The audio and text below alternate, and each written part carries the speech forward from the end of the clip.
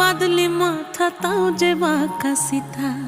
মেদিনীপুরে রায়না চিরন বাঁকুড়ার ওই ফিতা, আর যতন করে বাঁধলি মাথা তাও যে বাঁকা সিথা। পেছ পাড়িয়া রাজগো